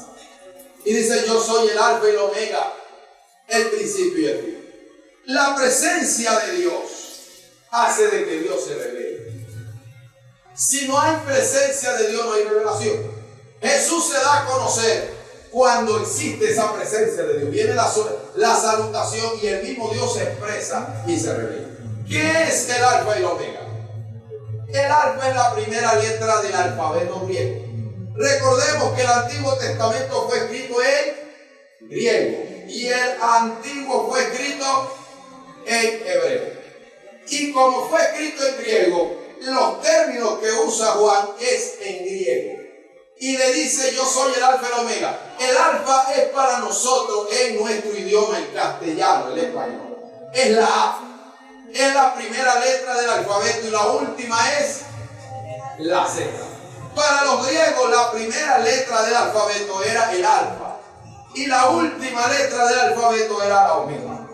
Él ya no está diciendo soy el primero y el último, sino que usa las letras. La diferencia está en que el alfabeto, ¿para qué sirve? Para construir palabras. Usted agarra un alfabeto y con eso es que usted puede organizar y crear un idioma. Sin alfabeto no hay idioma. Lo que está diciendo el Señor es: la palabra es producto del conocimiento. Cuando usted tiene conocimiento de algo, habla, se expresa, dice cosas. Y lo estoy diciendo el alfa y la omega es porque me estoy expresando como que yo lo sé todo. Yo lo conozco todo. Yo soy el principio del conocimiento y soy el final del conocimiento. Por eso decía el sabio Salomón: el principio de la sabiduría es el temor a Jehová. Los insensatos desprecian la sabiduría y le enseñan. Usted quiere aprender, espere que Dios le enseñe, espere que Dios lo oriente. Espere que Dios lo aconseje para que llegue a ser sabio en la vida. Porque Él es el alfa y Él es la omega. El sabio Salomón cometió un error cuando escribió Eclesiastés. Eclesiastés es un libro escrito por un descarriado. Y cuando él estaba en su descarriada, decía locura, porque los descarriados dicen locura. Y cuando estaba descarriado dice: yo he sacado una conclusión. Come, bebe y regocígate, porque ya tus obras son agradables a Dios. Y yo dije: oye, porque tú comes y bebes y regocígate, es una muestra de que ya tú le agrada a Dios. Lo que él estaba diciendo es: si Dios te da el plato de comida, quiere decir que tú andas bien. Si Dios te da para vestir, quiere decir que tú andas bien. Si tú te gozas y tienes platica el domingo para irte para el avión contado, quiere decir que tú andas bien con Dios, porque Dios te está dando. Pero uno dice: y entonces Pablo Escobar es dueño del cielo, porque ese hombre comía, bebía y se regocijaba todos los días. Lo que está es que está torciendo un pensamiento cuando él escribe eso. Y Salomón comienza a ser atraído por las cosas terrenales y dije: yo me voy a ver cuál es el deleite de los hijos de los hombres. Yo me voy a ver por qué ese hombre dice que cuando bebe o el padre pasa una noche estupenda. Yo quiero vivir eso.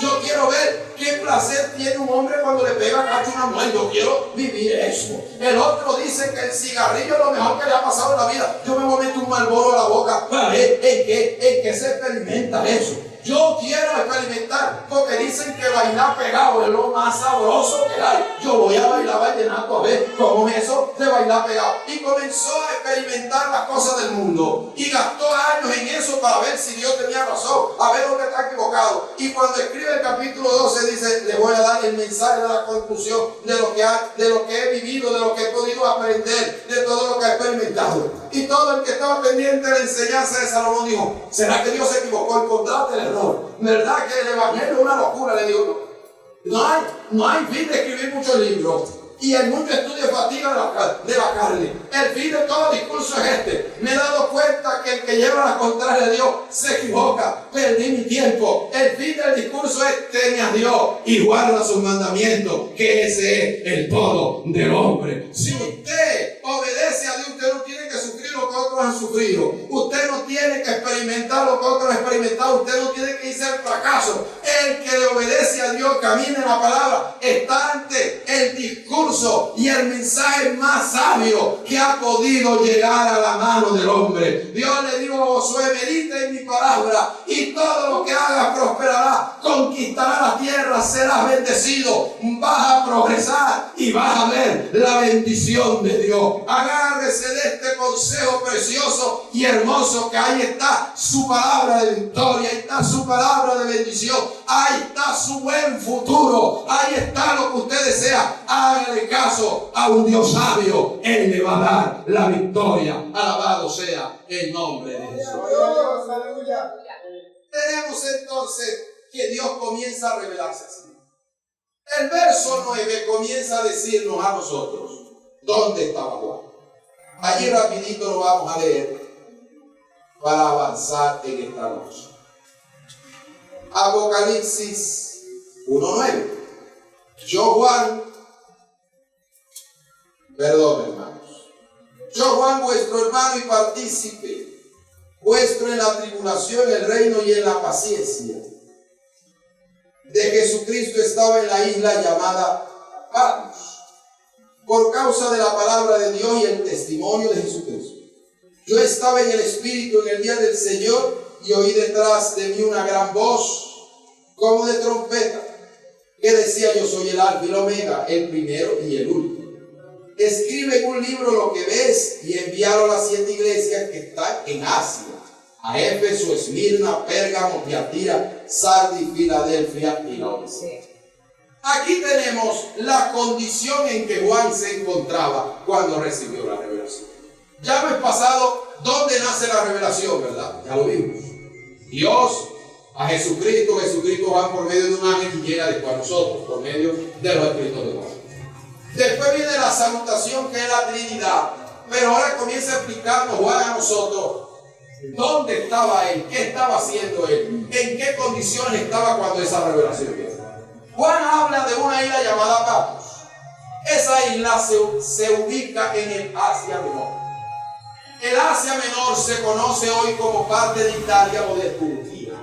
A eso se le conocía el Asia Menor. Eran provincias conquistadas por el Imperio Romano que tenían otros nombres, por ejemplo Corinto, Macedonia, cuya capital era Filipo, tenía Tarsis, tenía Tiatira. Todo eso se localizaba en el Asia Menor. Y a esas iglesias ubicadas allí, cerca de Italia y en el territorio actual de Turquía, era más o menos por ese sector en el mar de Italia donde se encontraba aproximadamente la isla llamada Patmos. Patmos era una isla que usaba el Imperio Romano para enviar allí a los prisioneros y ponerlos a trabajar de forma dura. Se cree que en aquella isla lo que hacían era romper piedras. El invento del cemento todavía no había ocurrido, y los romanos acostumbraban a pavimentar sus vías para hacer el tránsito mucho más fácil y veloz. Y esas pavimentaciones se hacían con piedra. Entonces los presos lo que hacían era romper las piedras, pulirlas, y más tarde eso iba a ser parte de las avenidas o las carreteras que los romanos hacían para comunicar a una ciudad o una provincia con otra. Yo digo, ¿para qué se llevan a un anciano a romper piedras? ¿Para qué se llevan a esta persona? Juan digo, yo no estoy aquí en Patmos porque robé. Yo no estoy aquí en Patmos porque violé la ley. Yo no estoy aquí en Patmos por adulterio. yo estoy en Patmos por causa de la palabra de Dios, porque el emperador Domiciano no gusta de los evangélicos. Y como él no gusta de los evangélicos, nos manda a los cristianos a hacer estos trabajos pesados aquí. Y nos manda a meter presos. Yo estoy aquí por predicar la palabra, por llevar el mensaje de Jesucristo. Es que yo me encuentro en este lugar. Cuando él se encuentra allí prisionero, quebrando piedra y maltratado por los romanos, porque ahora los prisioneros no es como ahora que los derechos humanos, no es como ahora que hay que darle buena alimentación. Por eso es que hay gente que dice: yo no estoy preso, porque yo no trabajo, me tienen que dar los 3 golpes, no pago agua, no pago luz y duermo de gratis. Y entonces, antes esos derechos humanos no existían y los prisioneros eran tratados con barbarie, con golpes, eran tenidos como subhumanos, como pseudo-humanos, y los maltrataban. Y en ese momento de crisis, de golpe, Jesús se le aparece a Juan. Yo digo, pero qué momento para aparecerse el Señor. La gente a veces cree en los momentos difíciles que Dios lo dejó. La gente cree en los momentos amargos que está viviendo en su vida que Dios se ha apartado de ellos. Y el Señor tenía vivo a Juan y lo tenía dentro de esa prisión, dentro de esa isla desértica, porque todavía había un propósito con la vida de él. Y en ese momento fue que Dios se le reveló y se le apareció. Dios se le aparece a Moisés en un desierto, en un peladero, donde Moisés decía: ya yo me olvidé. El hombre que mató al egipcio porque tenía ganas de ser líder. El hombre que salió huyendo de Egipto porque quería ser el libertador. El hombre que tenía ganas de servir a Dios. Ya eso desapareció. Yo llevo 40 años pudriéndome en este desierto y ya ni Dios se acuerda de mí, ni Faraón se acuerda de mí, ni nadie se acuerda de mí. Y en ese momento, en ese desierto crítico, es que Dios toma la decisión de aparecérsele a Moisés para decirle que tenía un plan con él cuando Moisés tenía 80 años. Prácticamente a veces la gente en los momentos duros cree que Dios lo ha dejado. En los momentos duros cree que Dios lo abandonó. En los momentos duros la gente cree que Dios lo dejó botado. Pero en los momentos críticos, en los momentos de desierto, de adversidad y de lucha, es cuando Dios está más cerca. Es cuando Dios se va a revelar. Es cuando Dios va a hacer algo. Es cuando la aflicción se incrementa. Es que la mano de Dios ya va a llegar. Cuando joven miraba y decía: ¿quién oscurece el consejo de los jueces? ¿Quién es otro sino Dios? Cuando ya vos decías: yo soy santo, si Dios estuviera conmigo no me pasara esto. Cuando se sentía ya solo y abandonado, es cuando se aparece el torbellino para hablar con él y para decirle a Dios que le iba a devolver el doble de lo que antes tenía, que lo había probado, que lo había tratado para que entendiera algunas cosas. La gente a veces cree que el desierto es para matarlo, que la isla de Patmos es para destruirlo, pero a veces Dios tratando con el corazón del hombre. Y Juan me dice: a pesar que yo estaba en esta prueba, que yo estaba en esta lucha, que yo estaba en esta adversidad, que yo estaba en esta crisis, yo le voy a decir algo: yo nunca bajé la guardia, yo nunca dejé de buscar a Dios, yo nunca bajé el nivel de oración. Yo nunca dejé de ser el hombre ungido, el apóstol que Dios dejó en la tierra, porque cuando Cristo se me apareció, yo estaba en el Espíritu, yo estaba lleno de Dios, yo estaba lleno de poder de Dios. Me hacían sufrir el cuerpo, pero por dentro todavía tenía su presencia, por dentro todavía tenía su poder, por dentro todavía tenía su gracia, por dentro todavía Dios se movía dentro de mí. Yo creo que la gente que se mantiene en el nivel del tiempo, la gente que es constante, la gente que siempre produce, la gente que siempre está progresando, la gente que en el momento del sufrimiento no baja la guardia, parece que llamara la presencia de Dios, parece que llamara la revelación, parece que llamara el respaldo de Dios. Y en medio de ese momento crítico, Jesús se aparece a decirle: aunque estés sufriendo, aunque estés padeciendo, yo estoy contigo. Y todavía no he escrito lo grande que tenía que escribir. Escribí un evangelio, pero eso no es lo más grande, porque nadie me ha visto como tú me vas a ver ahora, con el pelo blanco, con el cinto del soberano de la tierra, con los vestidos hasta los pies, con los ojos como de fuego y con una espada aguda que sale de mi boca. Nadie me ha visto de esa manera. La gente que persiste en la prueba y el sufrimiento, parece que Dios le da revelación más profunda. Parece que Dios establece una relación más grande, algo más poderoso, algo más íntimo, algo que parece que uno no ha pasado por eso. Cuando esté sufriendo, métase con Dios, que viene algo más grande para usted, que viene una bendición, que viene algo más glorioso para su vida, porque Dios se acostumbra a aparecerse en el desierto y en las islas rocosas en los momentos difíciles. Jesús se aparece.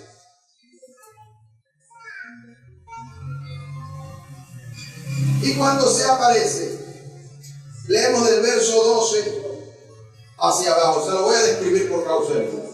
Diga el que está en la otra.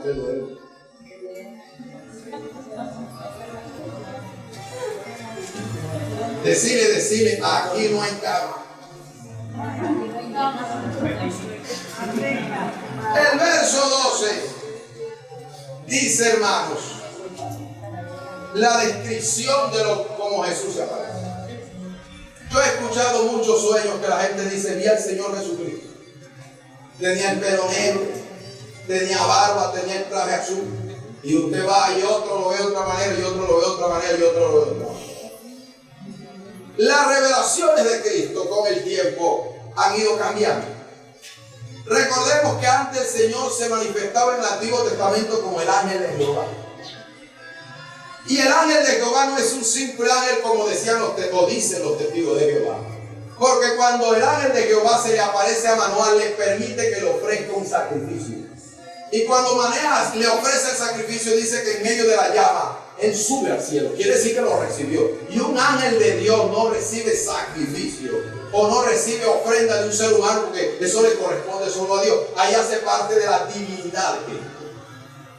También aparece en otras facetas en el Antiguo Testamento y en el Nuevo Testamento. Pero la revelación actual de Jesucristo, cómo es Jesucristo el día de hoy, está en el Apocalipsis capítulo 1, verso 2. Así está Él hoy en día. Hay gente que celebra el cumpleaños de Jesucristo. Y digo, hermano, ¿cómo un ser eterno cumpleaños? ¿Cómo alguien que dice que es el primero y el último cumpleaños? ¿Cuántas velas le va a poner pudín? Son personas que si dan locura. Yo digo, es que aquí más que todo en la costa atlántica colombiana, la gente no puede ver por una mosca porque la agarran de excusa para formar una palabra. Y la gente busca motivos. Este es otro tema de tocar, la fecha en que Jesús nace. Jesús no nació en diciembre.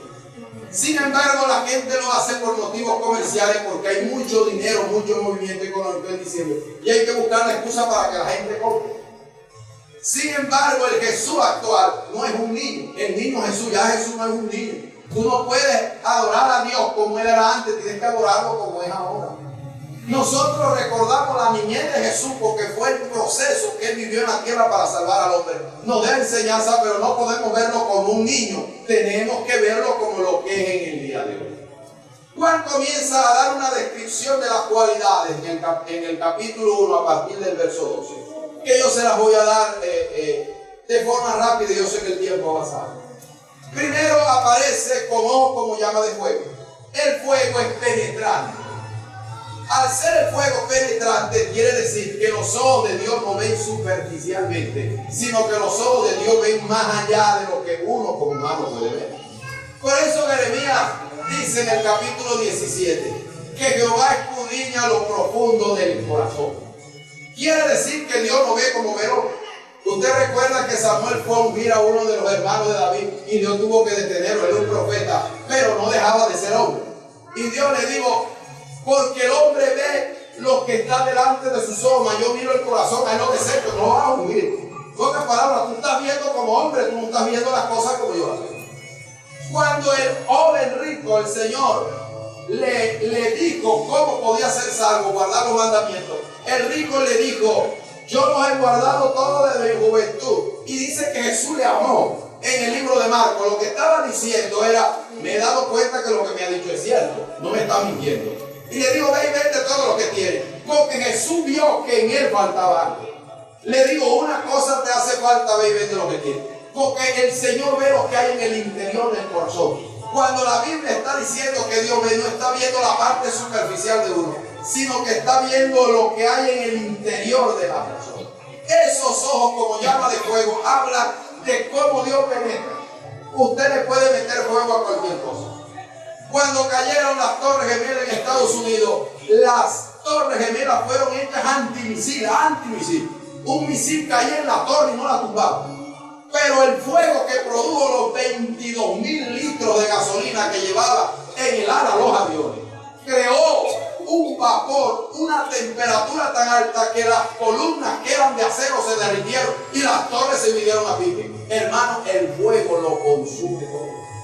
¿Sabe cómo Dios va a hacer el mundo nuevo? Para poder sacar toda la contaminación, la destrucción natural. Lo que ha hecho el ser humano, dice que ya Dios no va a jugar el mundo con agua, sino que lo va a acabar en fuego. Y Pedro dice en el capítulo 3 de la segunda carta que veía los elementos ardiendo, decir, lo voy a quemar todo, porque el fuego no perdona nada. Eso es lo que está diciendo, que la mirada de Dios es supremamente penetrante. Nos está hablando de un cinto alrededor del pecho. El cinto se lo colocan los soberanos, los reyes. Cuando una persona es elegida presidente, usted lo ve que se coloca un cinto que dice presidente de la República. Lo que está diciendo allí es que Dios es soberano y que Dios está por encima de los reyes. Por eso Apocalipsis 19 dice, y tiene un nombre escrito, Rey de Reyes y Señor de Señores. En pocas palabras, Dios manda a todo el mundo, pero a Él no lo manda a nadie. Él quita reyes y Él pone reyes.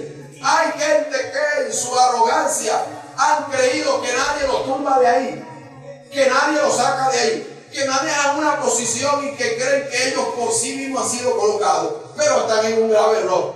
Dice el apóstol Pablo, Romanos 13, que no hay autoridad puesta sino de parte de Dios, y la que hay establecida ha sido puesta por Él. Hermano, y Dios puso ese notario alcohólico que me casaba así. Dios puso ese notario. Y esa cadenita ni Dios es la quinta, ¿no? Ese alcohólico está ahí puesto por Dios, porque es una autoridad civil, no espiritual.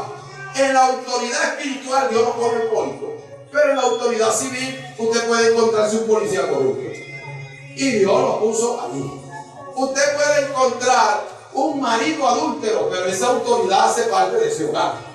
Entonces, en la autoridad espiritual es donde no puede haber corrupción, que es diferente. Amén. Y entonces, Dios a veces nos tiene que enseñar que hay gente mala y perversa, pero que Él la puso. Y a la gente que está puesta, uno dice, ay, sabroso, Él manda a todo el mundo. Él le dice a todo el mundo lo que tiene que hacer. Él vive sabroso y todo el mundo tiene que obedecerle, pero hermano, toda autoridad le tiene que dar cuenta a Dios.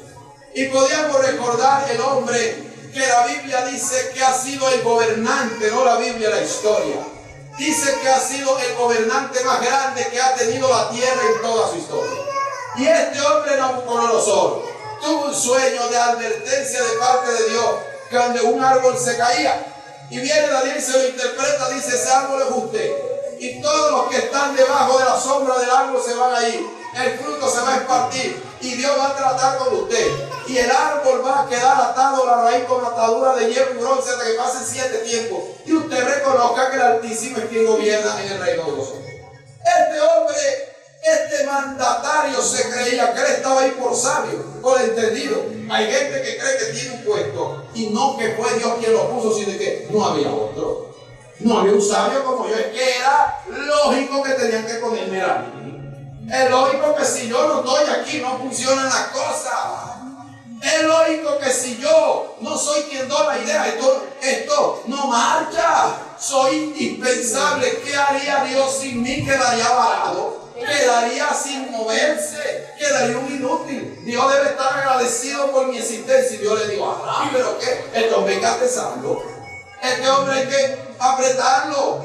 Este hombre se le han subido los humos y se ha olvidado que no está hecho de diamantes, sino del polvo de la tierra.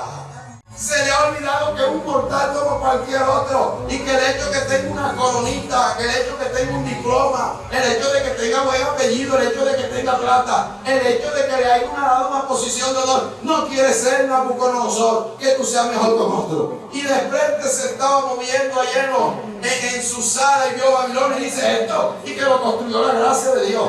Es que lo construyó la bendición de Dios. Es que Dios se metió. Esta es la gran Babilonia que yo he edificado con la grandeza de mi poder. Y vino un vigilante y le dijo, a ti te dice Nabucodonosor, tu reino ha sido quitado y vas a pasar sobre ti 7 tiempos, 7 años.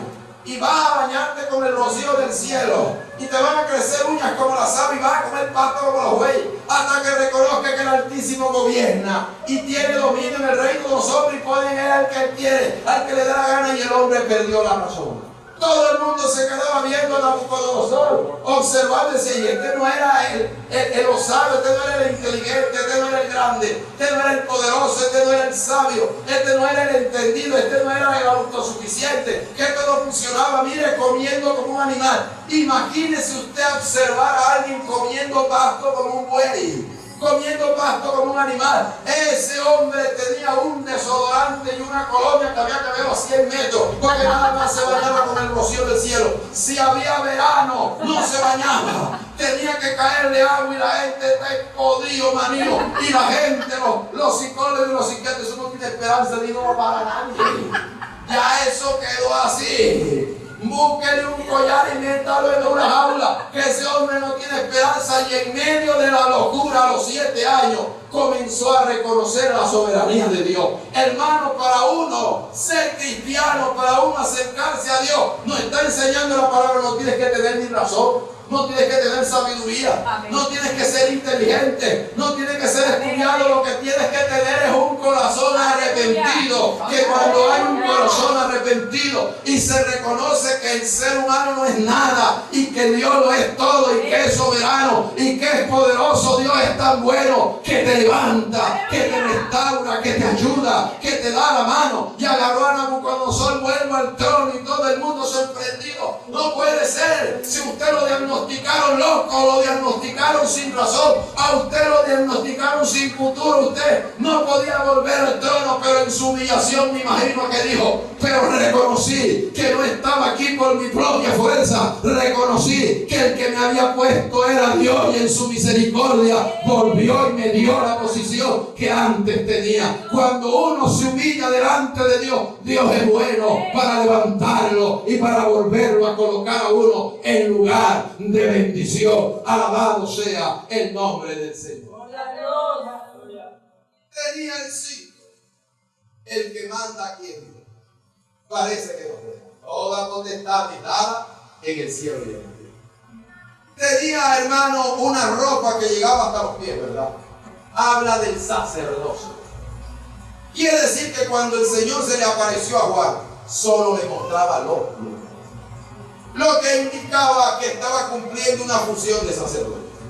La gente cree que Jesús fue al cielo simplemente a sentarse, que está como un muñeco sentado en el cielo.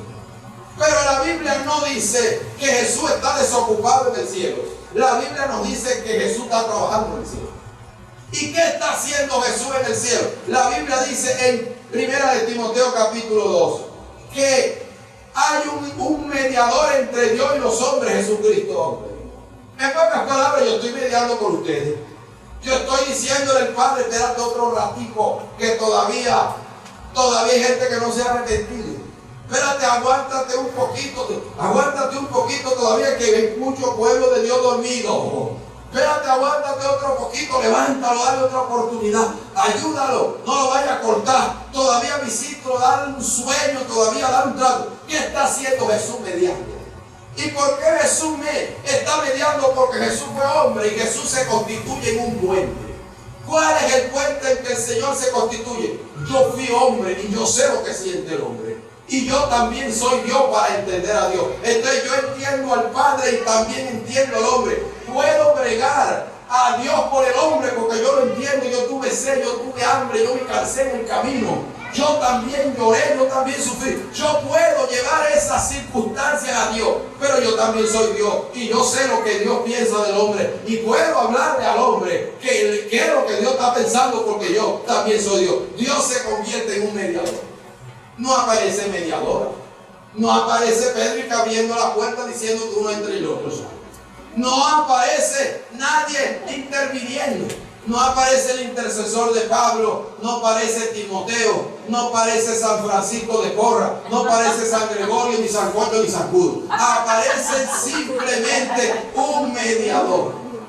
La Escritura dice que aparece que un mediador.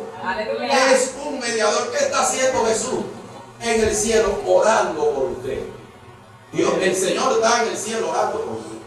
Está pidiendo por usted. Esa pesadez espiritual Dios no le ha dado palo todavía. ¿Por qué? Jesús está orando por usted. Dígale que tiene la voz. Jesús está orando por usted. Está intercediendo por usted. Si eso no fuera, hermano, ya esto se hubiera acabado. La oración es lo que ha aguantado los juicios de Dios. La oración es lo que ha sostenido las cosas en el tiempo.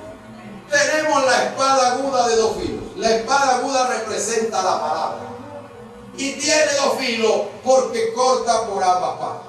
La cortadura que produce la espada es una cortadura espiritual.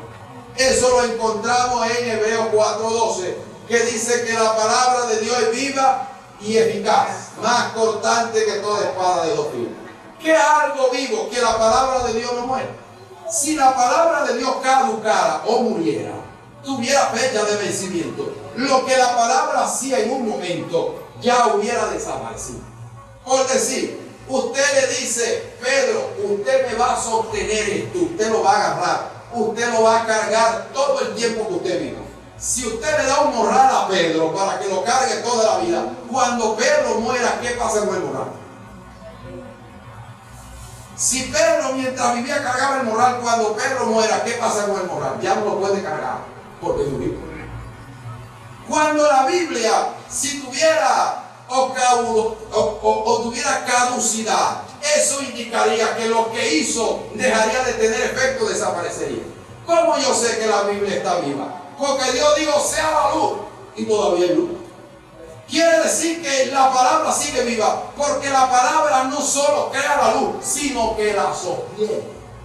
Hay una versión de la Biblia, que la de 1569, si no estoy mal, Reina Valera, que cuando usted lee ese Génesis 1:1 dice, en el principio creó Dios los cielos y la tierra. La Reina Valera 1569 dice, en el principio crió Dios. Y uno dice, pero es que aquí dice fue creó, y esta dice que crió.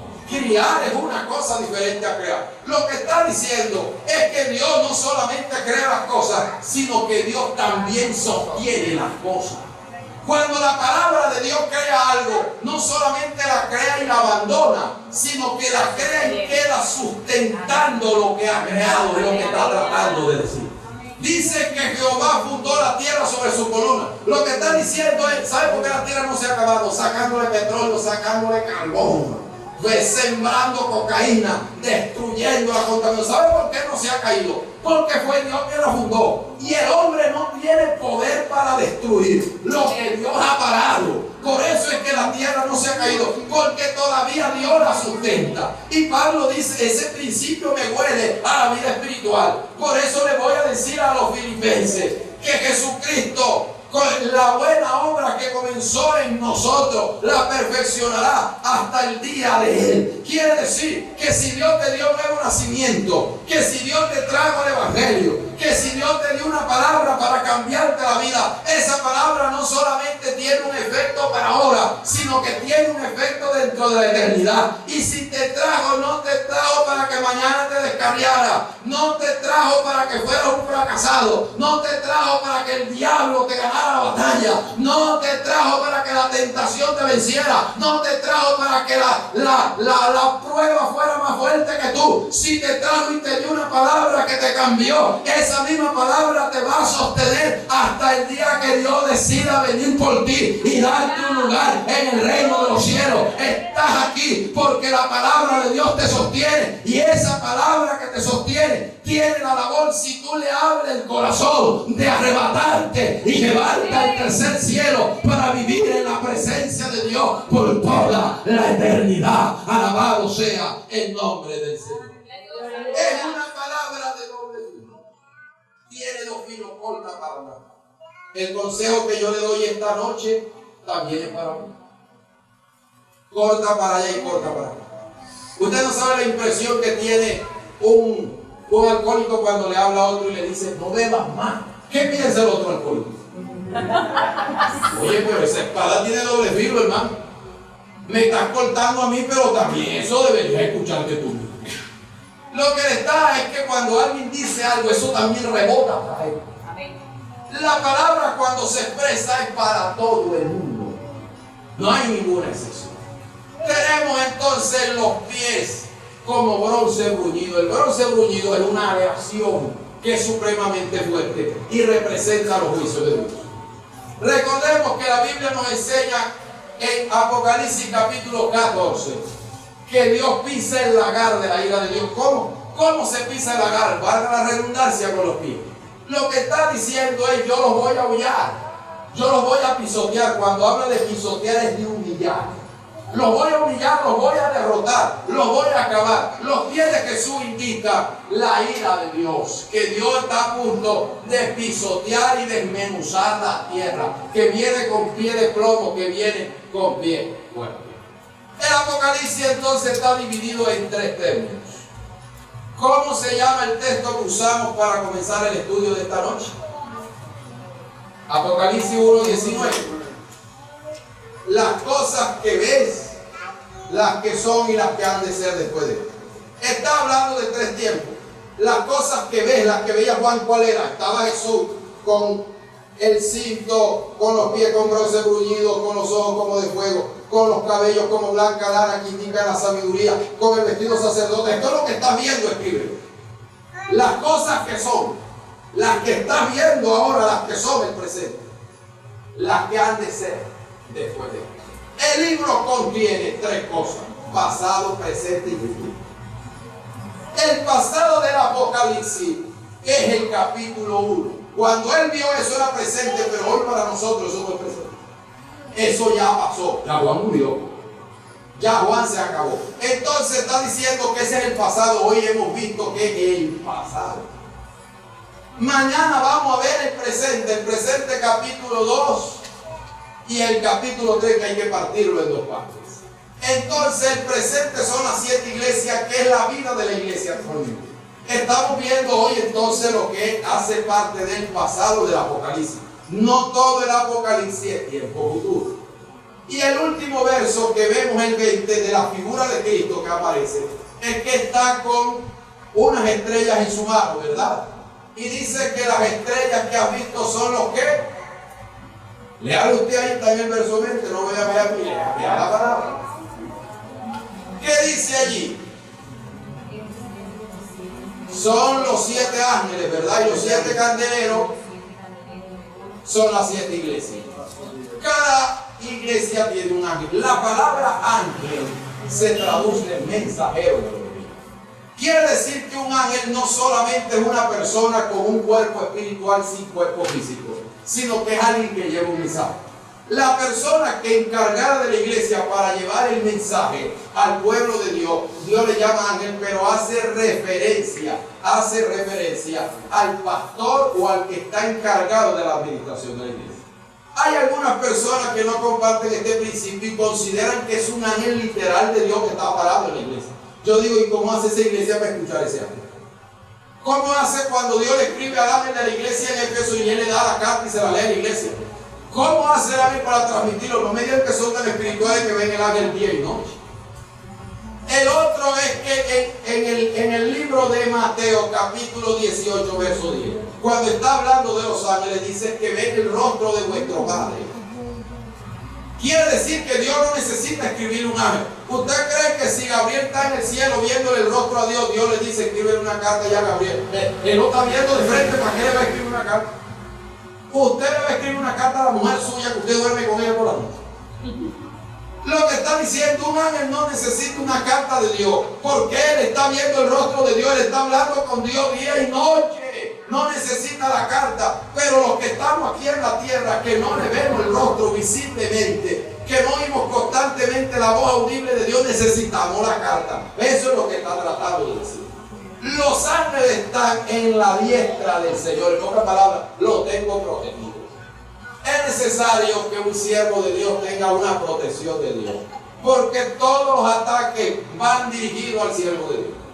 Israel, cada vez que no tenía comida, ¿hay quién es el responsable de que hoy no haya pollo? Moisés, porque no se puede ir, hermano. Vamos a caer a palo y nos busca el pollo, lo pelamos como una cebolla. Y tenía que el pobre Moisés a correr, mándala todo Moisés, porque el pueblo me va a pelear.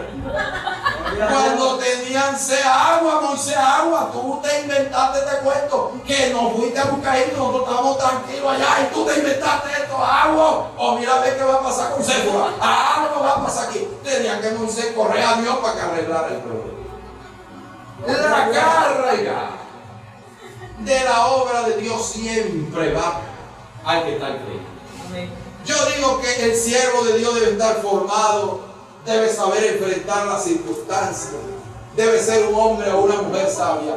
Pero hermano, hay mucha desconsideración en el pueblo de Dios por las personas que Dios ha colocado. Yo no le estoy diciendo que lo justifique, pero sí que los entienda. Porque a veces criticar al torero desde la barra es una cosa y agarrar la manta roja y torear es otra cosa. Amén. Y hay gente que le gusta ver todo de la barra, criticar desde la barra, ver los errores de la barra, pero nunca salen a torear. Y yo creo que todo el que hace algo se equivoca. No es que uno justifique los errores, pero hay que entender que toda persona que está haciendo algo para el Señor se equivoca. Nómbreme un hombre de Dios a excepción de Cristo. Nómbreme un solo hombre de Dios que no se haya equivocado. Hábleme de uno solo. Tráigase uno a la memoria y dígame, el apóstol, el profeta, fulano de tal no se equivocó. Hábleme de uno que no se haya equivocado a excepción de Cristo. Usted no lo va a encontrar, hermano, porque todos se equivocan. Amén. No le estoy dando o abriendo la puerta para esto, pero eso hay que entender. La gente que no sabe sobrellevar los errores de otros no sirve. ¿Por qué? Porque el que no sabe sobrellevar los errores de otros sí está buscando quien sobrelleve los de él. Si tú no sobrellevas los de los demás, ¿cómo quieres que te entiendan a ti cuando tú te equivocas? La equivocación, el aceptar una equivocación es un arma, es una verdad. Amén.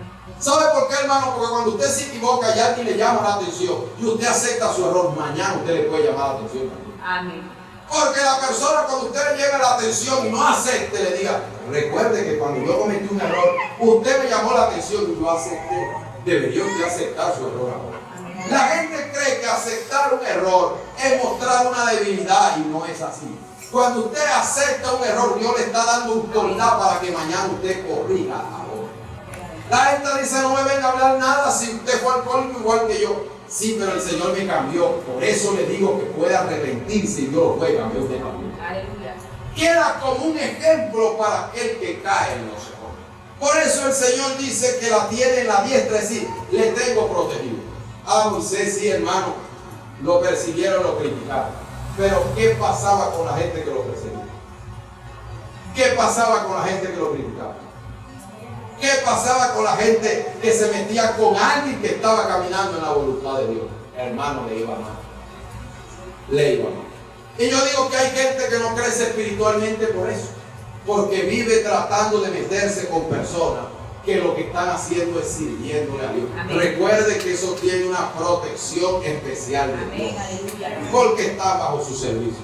Y creo que no solo el que está al frente de una iglesia, todo el que vive la palabra está consagrado, tiene un llamado, tiene esa protección. San Juan 10. Las ovejas que están en mi mano, nadie las arrebatará. Amén. Está diciendo que tiene un respaldo y una protección divina. Bueno, hermano, podemos llegar hasta acá, hasta acá llega el capítulo 1. Esperemos que con la ayuda del Señor mañana, con la voluntad de Dios, podamos darle continuidad al reino. Vamos a hacer una oración, vamos a darle gracias a Dios para que usted pueda desplazarse hasta su hogar. Padre, gracias te damos en esta hermosa noche por habernos permitido predicar tu palabra. Pedimos, Señor, que cada día nos dé iluminación y nos ayudes a entender cada día más tu palabra y nos pueda revelar cada día más los propósitos que tienes para nuestra vida. Padre, nos colocamos en tus manos y te damos gracias en el nombre de Jesús. Amén y amén. Dios me le bendiga, Dios me le guarde. Amén.